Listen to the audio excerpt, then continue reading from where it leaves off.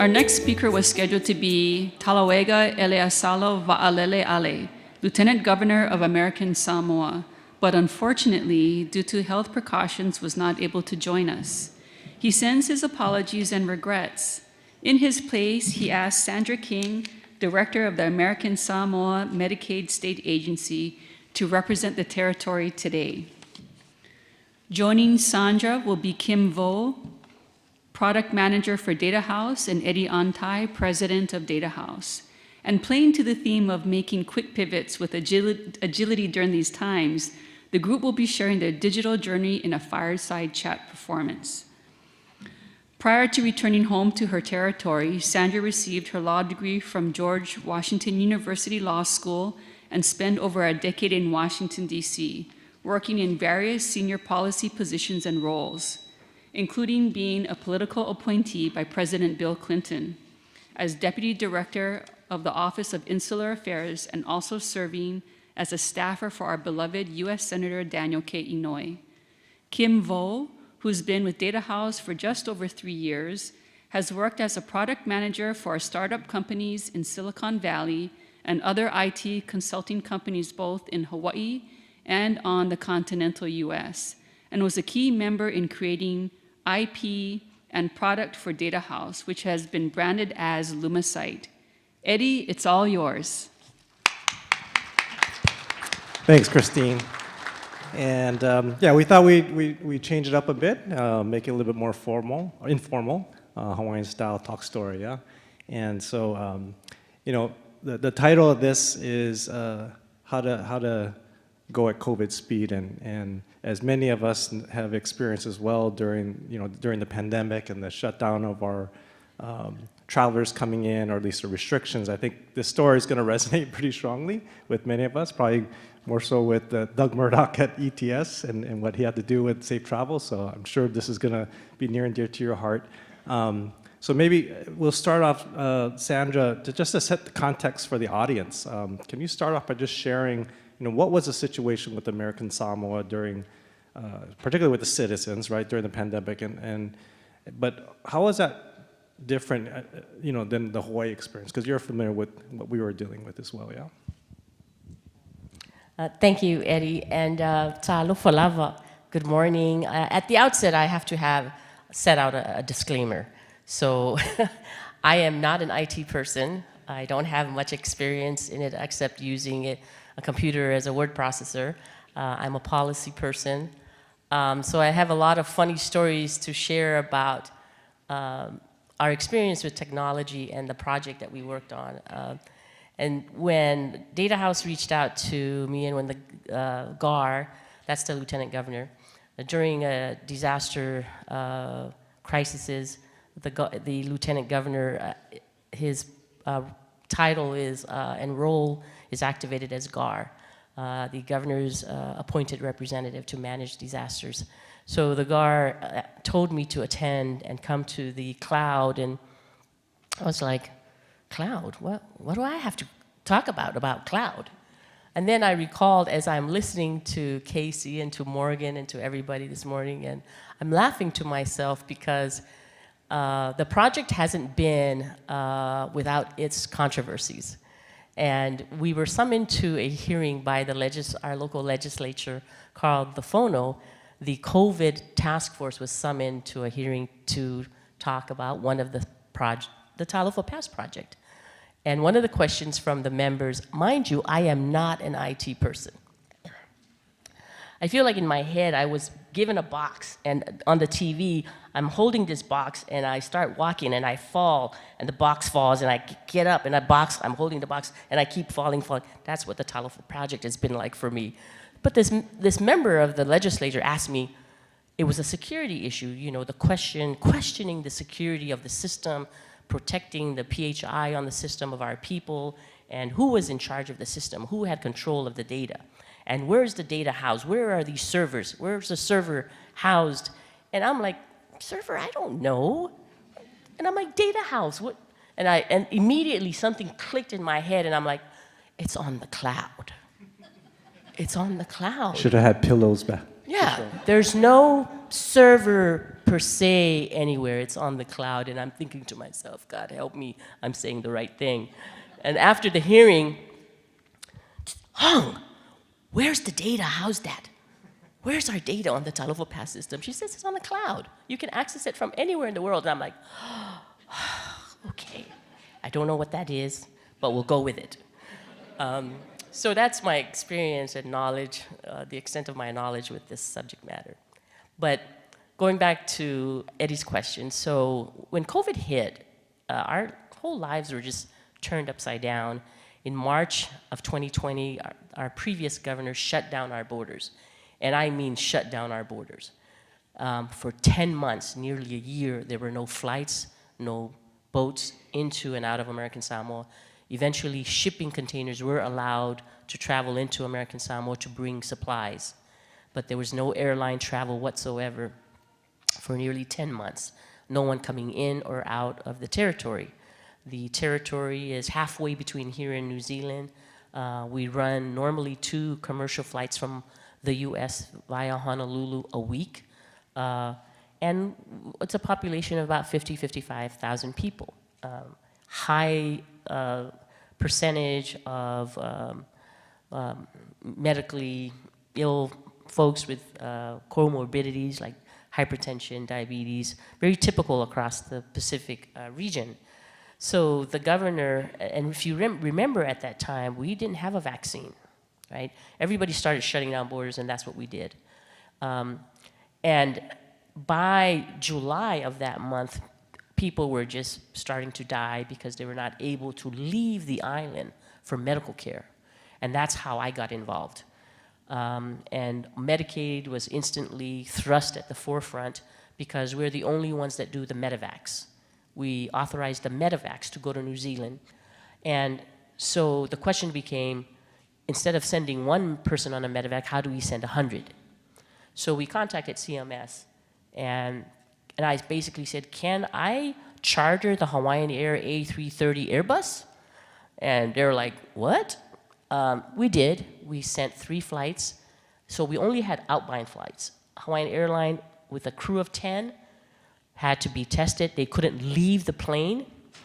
And we, on the ground, everybody wore the PPE, white suits, hazmat suits on the tarmac.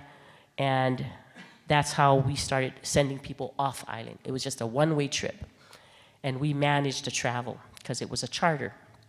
Our office basically became a travel agent and an airline desk, check-in counter. We did all of that. So when December hit of that year, that was an election year, if you remember, and then 2021, our new governor came in, and one of his promises was, by that time, nearly a year of thousands of Samoans stranded in the US, and hundreds stranded on island, US citizens who were there for whatever reason were stranded on island and couldn't leave, made a promise that he would start repatriation flights in January of 2021. So we were called to action again to manage the charters because only the government could authorize incoming flights. So in a matter of 6 months, we as a government, to protect our people, the big fear, there was so much, our local people was like, no, continue the border closure. We don't care about those people off island. Just keep it closed. We don't want COVID on island. It's a huge level of fear. There's, vaccinations just started December of 21. So our objective was, we've got to repatriate our families. People are dying, children separated from parents, parents from grandparents. So we started our first repatriation flight in February of 2021. And that was where chaos just broke out. It's like, how do you repatriate thousands of people back home in the midst of a pandemic with a short, at that time, we had only had 2 months and we were just started vaccinations. And we could not expose our highly, unwell population to this public health threat. We didn't know anything about it like most people. So what happened was the strategy for the government was we need to create a bubble in the state of Hawaii where they're still having people travel. If people want to move home, we've got to hire a hotel, buy out a hotel, create a bubble, do 14 days of quarantine in the state of Hawaii. We need to hire 10 Roberts of Hawaii buses to move that bubble from the hotel into the buses, move that bubble all the way to the airport, to the security line, have a bubble, have our own security line, have our own TSA line, move that bubble all the way into the gate and do the bubble in the gate. No one can go shopping at the airport. It was a monumental and an extraordinary effort. And we have not had the chance to properly extend our sincere thanks to the city of Honolulu and to the state of Hawaii. I think that's happening in a week or so, for all of their efforts in helping the government of American Samoa achieve this incredible initiative. From February to July 29th, we operated 9 repatriation flights inbound and over 20 outbound flights. So there were flights in during that time period when it was only outbound. So basically we needed to do a bubble, and we rented basically one hotel in Waikiki for that whole time period. We just bought it all out. And we worked very closely with the Hawaii State Department of Health.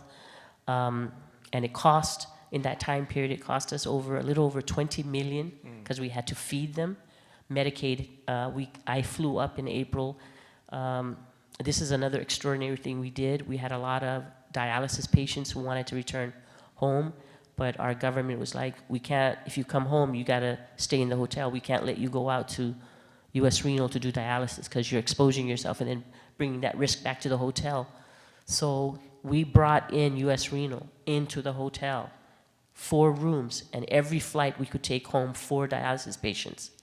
And they were quarantined there, and Medicaid covered that. We got a disaster, a spa done through CMS to allow us to cover testing for COVID in the state of Hawaii, to cover dialysis, and to cover any medical needs of our people who were quarantined in the hotel.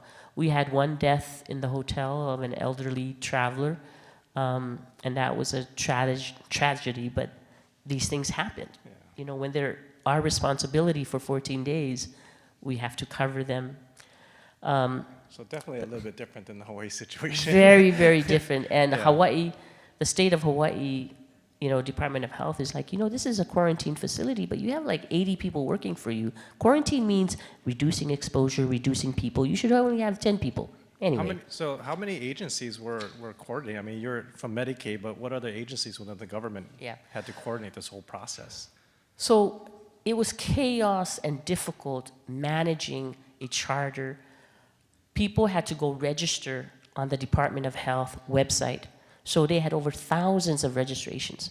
Over 8,000 people registered at the end of this initiative to return home, and it couldn't be done.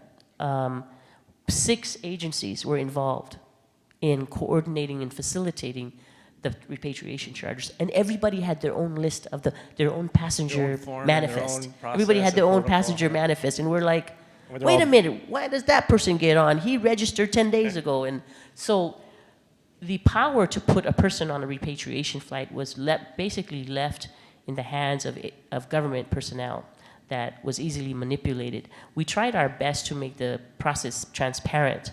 People were dropped. There was a lot of unfairness and no accountability on the list of who got to travel.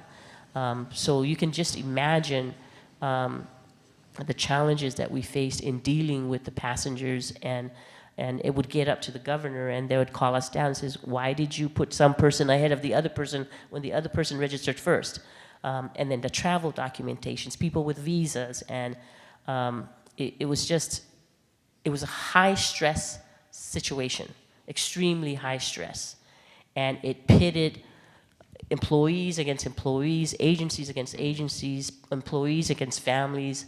The big question was, we looked at the cost, we're like, this is costing us too much, we can't afford it. At some point, we've got to stop the repatriation and try to move us to normalcy. The drop-dead deadline for the last flight was July 29th. And we started talking about, what do we do after July 29th?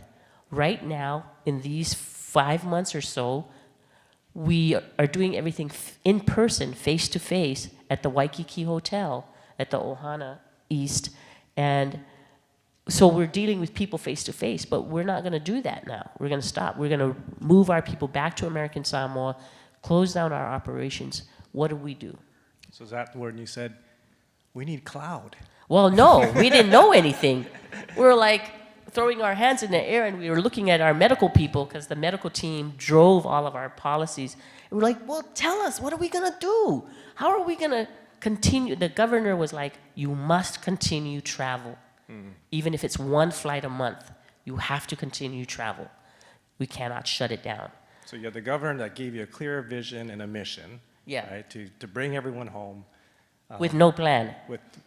You couldn't obviously sustain a $20 million. We couldn't sustain a $20 right? million. And people at each other's throats, Yeah. right, within So- the agency. So you eventually came to a conclusion that technology probably had to be a part of the solution. Well, we waited and we waited. You know, in our culture, there's this space between relationships. It's all about relationships, right? So and respect is a very overarching principle in our way of life.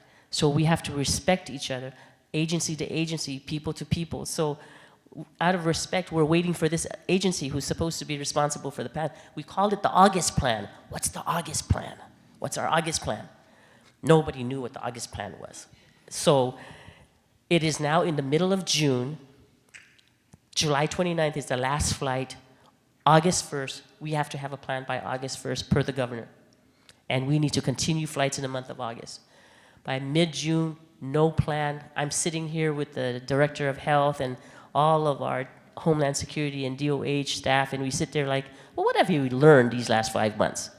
And our answer was, we cannot do what we've been doing.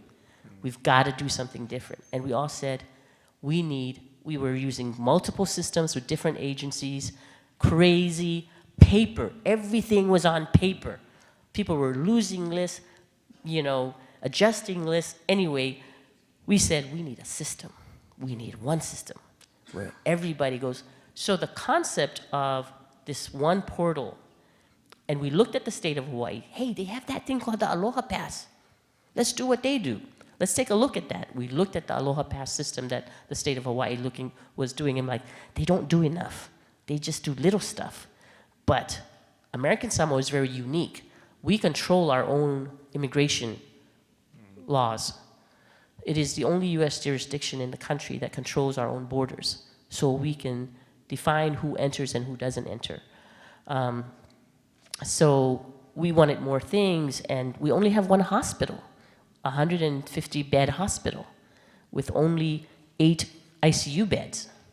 And at the time, we had like 2 ventilators. So, we're like, we cannot allow the virus to come in to the territory when our vaccination rates are still low. We have to push our vaccinations up to 80, 90% before we can start opening borders.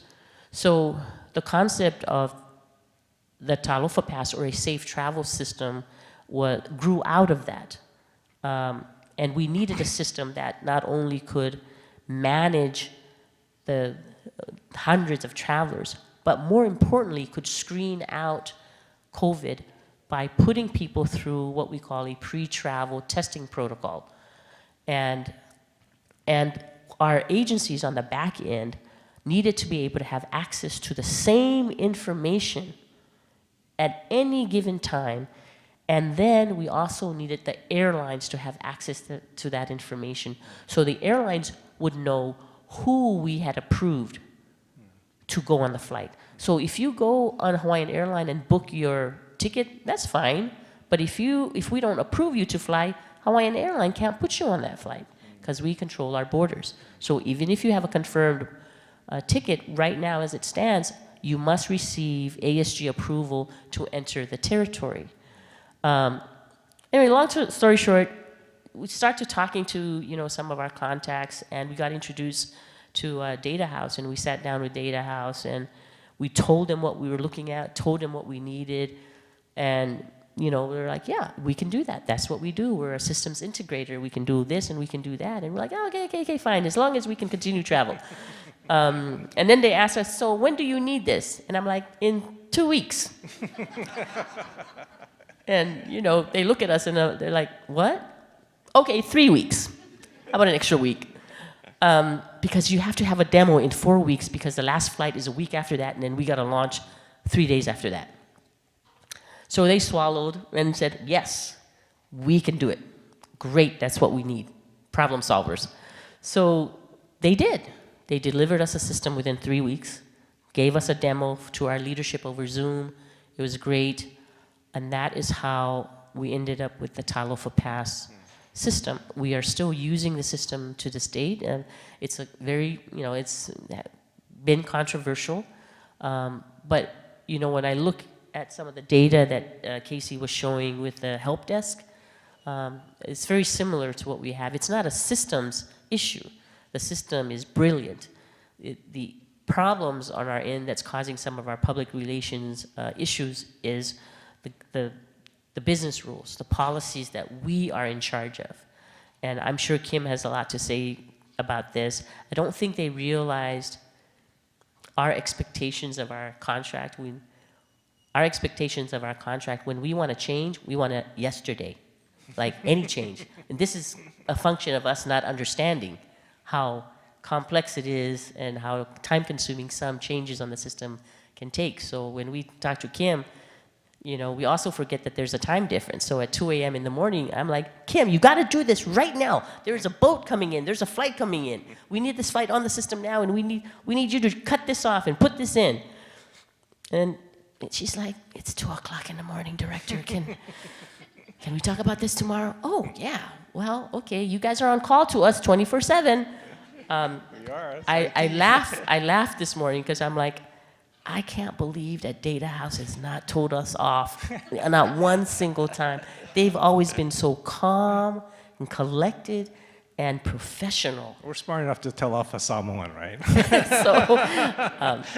But anyway, and here we are. And in that time, the Talofa Pass launched in August of 2021. We're still using it. We anticipate continuing to use it because when you look at our small territory of 50,000 people with only one hospital and 80% of comorbidities, it's a high risk. So there was a breakout in February of this year. We protected our borders. People would do the pre-travel test here. If you tested positive, you're off the flight. It didn't matter whether you came from Alaska. You just had to figure it out, and you had to stay here for so many days, right? So just imagine what that was like when 10 people come from the mainland, test positive here, and are told you're off the flight. They've got to find a place to stay, and they've got to rebook they've got to get to rebook with Hawaiian Airlines. I mean, high stress situation. When the breakout happened, we've learned that our system, as we had designed with a vision, it's very flexible. We engaged a contact tracing module on the system. That was built in from the very beginning by our medical team. But it also became a disaster management system because when the outbreak happened in American Samoa, it spread like wildfire. People were being told by the government to be on lockdown for up to 14 days. They couldn't leave their home, so they had to be fed.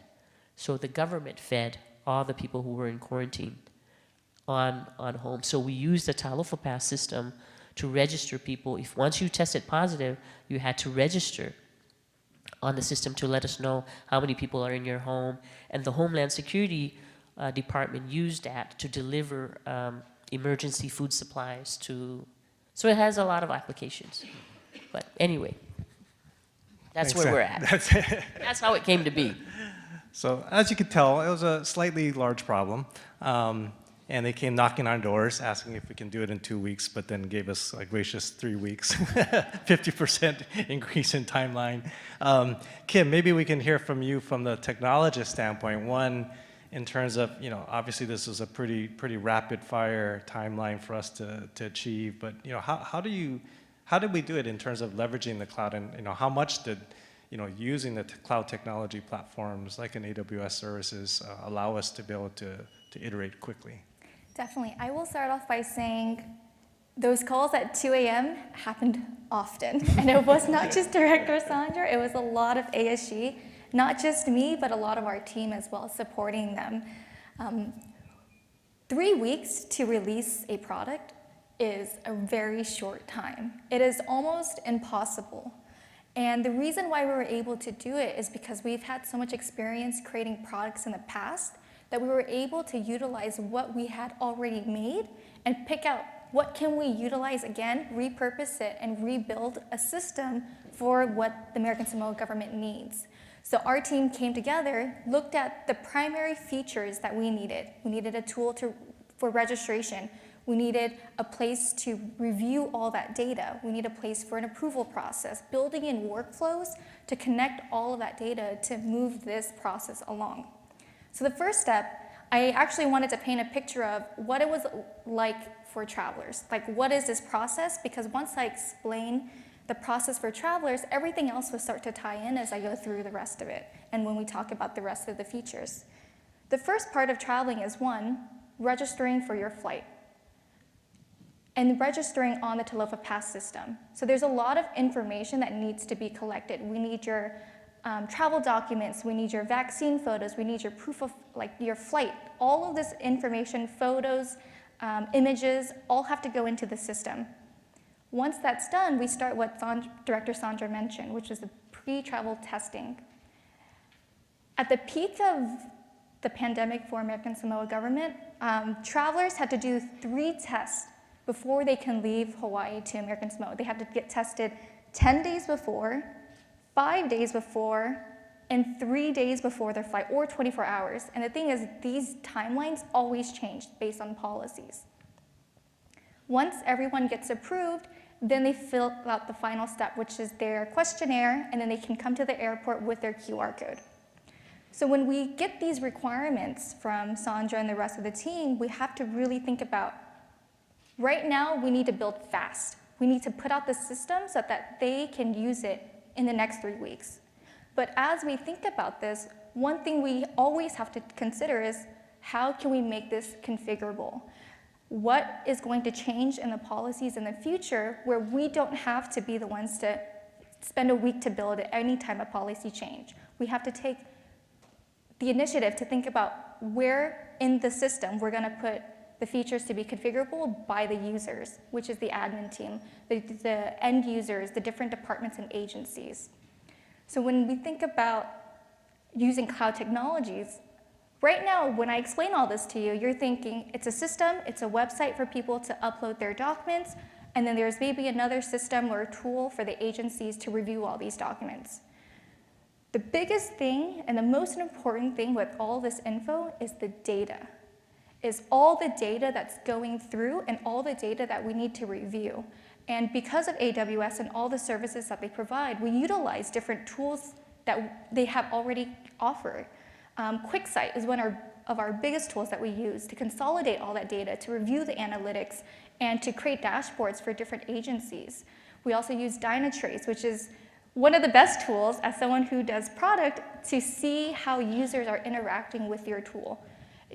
I remember seeing, as we build things and we're iterating, of course there's going to be bugs, but we can catch those bugs quickly and fix them quickly. So I remember watching one Dynatrace session of a user trying to click the next button 20 times, and you can see them spamming it. I'm like, okay, we gotta fix that. And when these things happen, we get alerts. We can see frustrations in the app, and we can fix that immediately. And that's why it's so important to have these cloud technologies and these additional services that are already built That way we don't have to rebuild it. We can focus our time on the things that we need to build and utilize the other services that are offered to enhance what we have created.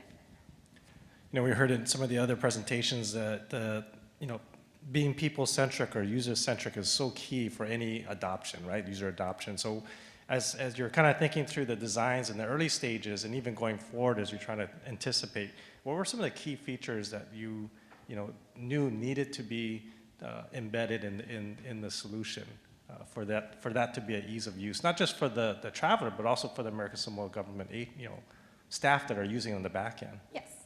So the first part is travelers. Our goal was to make it as easy as possible for the travelers to do what they needed to do. So I actually wanted to show a quick demo. Yeah, why don't you do a demo? So you can all see what the current system looks like. Let's see. Okay, so I'm going to zoom in on my screen. This is the current system. And before I go into a quick demo of this site, we actually also have a mobile app. So we have a mobile app that you can download from the iOS and Google Play Store under Talofa Pass. It's the same system, just displayed a little differently, because we know a lot of travelers, they're not always going to have a computer. And so we want to make sure we give them an app that's usable for them as well. What you're seeing here, this is an example of what the travel process looked like during the peak of COVID, when they needed to get testing. We actually had a testing partner here in Hawaii where we helped users register to get tested with them. And we gave them updates and reminders using email reminders, and SNSs and SMS to ping them every time there is something they need to do. And we always kept the users and the travelers informed. They don't want to be lost in the dark. They don't want to have to wait to find out what's going on. So we were very proactive with giving them updates every single step of the way. The first part is registering. So when you create a trip traveling to American Samoa, we give very clear, concise questions. It is a form, and we are collecting a lot of data, so we want to make sure we do it as easily as possible. And we know a lot of these travelers may travel frequently. So one of the things we added is when you register and you save all your info, if you travel again in the future, that's all stored. So that you don't have to go through the entire process of submitting everything. You can just click next and go through the process. So I won't go through the full demo of how this works. If you want to see it after, I'd be more than glad to show you. But here, this is where we collect all their info, their contact information, their travel documents, their passport, their IDs, COVID tests, and their vaccination cards and records. And what we also created were, you can see in these bubbles where it says first test, second test, third test. These are all reminders for them to register for their test. Of course, travelers can get tested elsewhere, so we created the ability for them to upload all these documents as well. This is just the traveler side. From the traveler side, yeah. Yes. You were going to say something, Sandra? I want to add to that. So all the questions on the Talofa Pass system come from the American Samoa government as matters of policies, what we want to capture with data.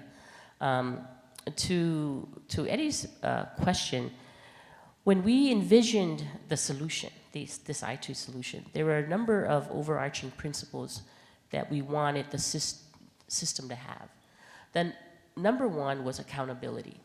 We wanted a system that would be accountable to the government. And what I mean by that is because there was so much manipulation during the repatriation of flight manifests and intervention by third parties, the system had to be fair. And we also wanted to be able to track all the actions on the system so that we knew who did the approval from the Department of Agriculture, who did the approval from the Department of Health, who did the approval from Immigration, or from Medicaid. All of these 4 agencies are on the system. We're not on it anymore because we're no longer doing pre-travel testing. We now just do testing upon arrival. The system has to be flexible to adjust to those policy changes very quickly. The other principle that we wanted for the system, it had to to protect the public and ensure that the public had fairness and justice in getting on flights and making sure that they were treated fairly with approval status on the flight. So as long as you followed the rules and uploaded the right documents, you will never be denied entry. And security was another principle. So we had all these factors of principles that we wanted manifested in the system so that we could hold our government accountable for the management of COVID, the COVID crisis, and to ensure that it was there was a fair process for the public and that it was efficient on the back end for the multiple agencies, and that at any point the governor or the lieutenant governor could call and say, who did this approval and was the approval correctly done? That we would be able to pick it up like that. Or they could call and say, how many people came in who are non-residents? We could pull that out. So I believe that the system has achieved that. And we're very, very proud. It's a brilliant system. I like it, but I, might not be the most objective person regarding the system because, I've been with the development of the system from the very beginning.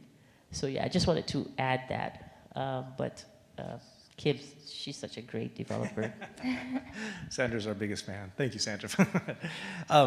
Maybe Kim, I know you're showing more the traveler experience. What I'm fascinated more is on the back end, right? Because Sandra, you're saying there's 6 agencies that had to touch a single traveler throughout the whole process, and that may.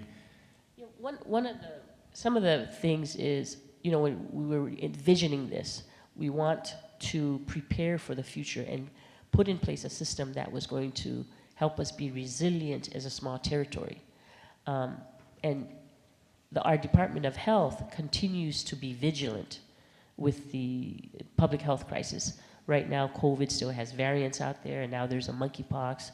And the vision is, we need to have something like this to protect us for the next pandemic, because we need to learn our lessons from the past. The 1918, influenza that wiped out a third of our sister population, we always go back to that. And then the measles came, and then the bird flu and all those things. So the government is the client. I want to point that out. We are the client, but it is the public that are the beneficiaries, I guess. I'm not sure. They're the users of the system. But the true client of the system is the government, because we're the ones that are operationalizing the policies and processing all of these travels to protect our people. So we continue to ask, questions that some people may look at. It says, why do you need to know if I'm diabetic? Why do you need to know if I'm a wheelchair? Because if you arrive and you test positive, we're putting you in government-controlled quarantine. And our Department of Public Works has to know what your needs are, and if there's a medical emergency, that they can respond appropriately. So, yeah. That's good. Yeah, and I was in that government-controlled quarantine for 17 days with you, if you remember. Yeah. Thank you. I know we just have about 5 more minutes, but thank you, Kim, for sharing some of the features of that. Maybe thinking beyond. I know Lieutenant Governor wanted to share some of the vision of seeing how Talofa Pass obviously solved a current immediate problem, and the government and your partner was able to iterate really quickly. But beyond COVID, how is American Samoa now envisioning, the governor envisioning this, being really a catalyst for digital transformation? I think that's a really great question. I wish Dagar was here. The way I see it in our conversations and talking about the future of Talofa Pass, even though it's a little controversial right now, being here and listening to all of you, to Casey, to Morgan, just visionary on IT, we're doing the right thing. And I wanted to ask the question during Casey's and Morgan's, like, so when we screw up, how do we reset the button and do this again so we can do things right, So I hope we have that conversation. But I think, we need to, It's about resilience, being prepared for the next pandemic, for the next crisis, because we've now learned that it can be used as a disaster management tool. And that's what we have to continue to say. This is a tool. This is a tool that's going to help us do our work. So I want to take my experience from this summit, and I'm so grateful to be here to listen to all the experts. I want to take it back and say, stay strong, stay the course. The governor and the lieutenant governor want to modernize the way we do work. We want to digitize the way we do work. We want to make travel contactless because, as we've learned from COVID and now monkeypox, contagions are transferred through paper, through contacts. Do we want to move to contactless travel? So even now, the Talofa Pass has the arrivals form on it and the customs form for both arrivals and departure. And it's so much easier to collect all that data. I don't know what the politics will be for the Talofa Pass, but I do know that we are so far ahead of our region in terms of digitizing and being on this journey to try and integrate the operations of our multiple government agencies. It's a great initiative, and I hope that we can continue it. I know that the governor and the lieutenant governor are committed. They have the vision, but we need to articulate that vision to our public so they can understand it is an inconvenience. It's an inconvenience for me to go on there and register, but it's a good inconvenience. It is a good inconvenience. It's going to better help us capture the data to develop the policies to better serve our public. Thanks, Sandra. Kim, any last words, any lessons learned you want to share with the audience? Last words I would say in terms of building the system, I didn't get a chance to share the backside process of how the system works, but bringing on what Director Sandra was just saying, how there's a lot of agencies involved. And there's a lot of different types of approvals and workflows that are involved. And we worked very closely with every department and every agency to build that process. And one thing we always kept in mind too is we're not just trying to digitize a process.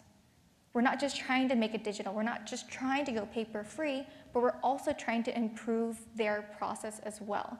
Using technology and using the system that we can build, where are the gaps in their process and how can we help them improve that? That's good. Sandra, any last words? It's such a pleasure and an honor for me to be here because I've learned so much as a policy person, and I look forward to making connections and learning more so that I can help advise and move our territory into the right direction with modernizing the way we do work within our government, making it more efficient. So thank you so much to DataHouse and to AWS for making this happen. Look forward to meeting all of you. Thank you. Thank you, Sandra. Thank you, Kim. And thank you all for just being able to listen to the journey. All right. Mahalo.